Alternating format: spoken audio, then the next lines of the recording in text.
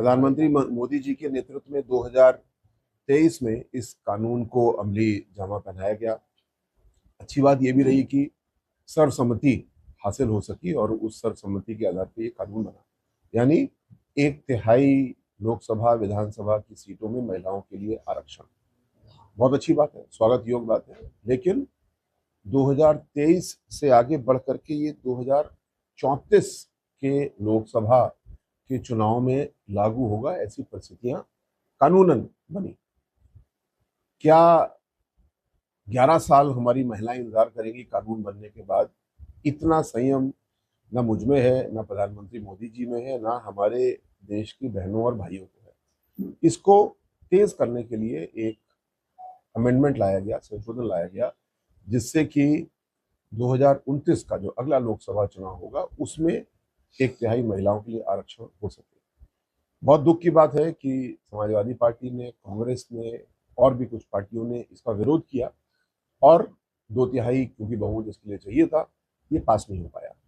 लेकिन ये कोई अचंभे वाली बात नहीं है। ये वो लोग हैं जो महिला आरक्षण का हमेशा से विरोध करते रहे। 1998 में लाल कृष्ण आडवाणी जी उसमें गृह मंत्री थे, उनके हाथ से बिल की कॉपियां ली, फाड़ी और पूरे सदन में उसको उड़ाया गया। ये कौन लोग थे?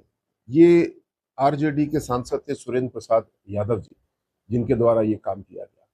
उसके बाद पुनः उस समय यूपीए की सरकार थी। 2010 में राज्यसभा में पुनः ये बिल महिला आरक्षण के लिए प्रस्तुत किया गया और वहां पे भी यही स्थिति हुई। समाजवादी पार्टी के, आरजेडी के लोगों ने मिलकर के वाइस प्रेसिडेंट यानी चेयरमैन राज्यसभा के सीट पे चढ़ गए, बिल को फाड़ दिया और फिर लहराया।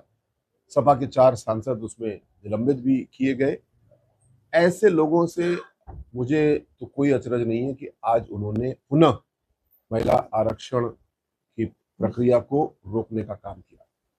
और अजीब बात यह है कि जो उसका बहाना बनाया गया, बहाना ये रखा गया कि मुस्लिम महिलाओं के लिए आरक्षण होना चाहिए। जब धर्म के आधार पर आरक्षण हमारे संविधान में नहीं है, सुप्रीम कोर्ट ने भी इस बार को कई बार वैलिडेट किया कि धर्म के आधार पर आरक्षण नहीं हो सकता, तो ये कहना कि मुस्लिम महिलाओं को आरक्षण दे दिया जाए, जब धर्म के आधार पर उदाहरण तौर पे मुस्लिम ही आरक्षण नहीं हो सकता तो महिलाओं के लिए मुस्लिम आरक्षण हो ही नहीं सकता। अखिलेश जी भी इसको अच्छे से जानते हैं, लेकिन केवल एक अटकाने और टरकाने का तरीका रहा। जब 2034 में भी अगर मान लें लागू होगा नियम, तो भी धर्म के आधार पर आरक्षण नहीं होने वाला। ऐसे लोगों की हम भर्त्सना करते हैं। महिलाओं के साथ एक बहुत बड़ा दुराभाव हुआ है, उनके साथ में एक छल हुआ है। एक कानून जो 2029 से लागू हो सकता था, हम अपनी बहनों को और तेजी से आगे बढ़ा सकते थे, उसको रोकने में सपा ने इस समय कुछ समय के लिए सफलता जरूर प्राप्त की है, लेकिन हम अपने प्रयास नहीं छोड़ेंगे।